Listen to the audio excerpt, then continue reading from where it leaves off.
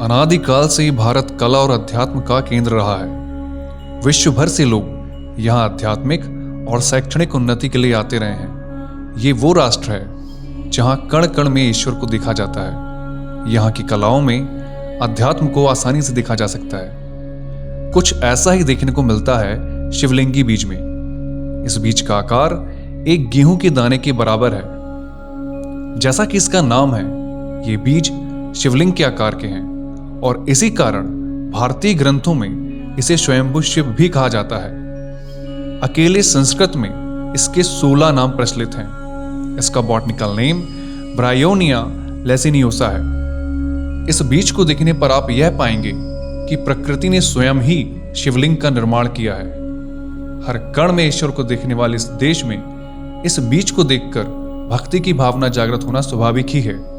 लेकिन क्या हो जब भक्ति और अध्यात्म कला के साथ जुड़ जाएं। साल 2013 में इन 21 लाख शिवलिंगी बीजों का प्रयोग कर भगवान गणेश की यह मूर्ति तैयार की गई, जिसे बाद में golden book of world record में शामिल किया गया। इस मूर्ति के निर्माण में कुल 5 वर्षों का समय लगा। इस मूर्ति का निर्माण श्री जगजीत सिंह जी ने किया, जो मध्य प्रदेश के शहडोल जिले से हैं। इसके अतिरिक्त इन्होंने इन बीजों का प्रयोग कर शिव परिवार की भी मूर्ति बनाई है। इनके अनुसार इस मूर्ति को बनाने में भी 8 वर्षों का समय लगा। जब आप इन मूर्तियों को देखेंगे तो आप पाएंगे कि ये माइक्रो आर्ट्स का जबरदस्त उदाहरण है।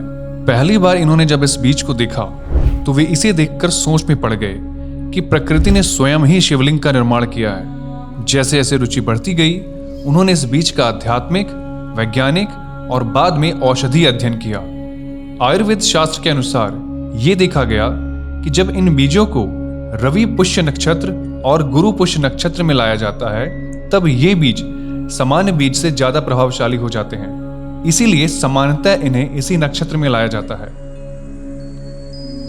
इसके अतिरिक्त इससे निकलने वाली ऊर्जा मानसिक, शारीरिक और भौतिक स्वास्थ्य के लिए अत्यधिक लाभकारी है।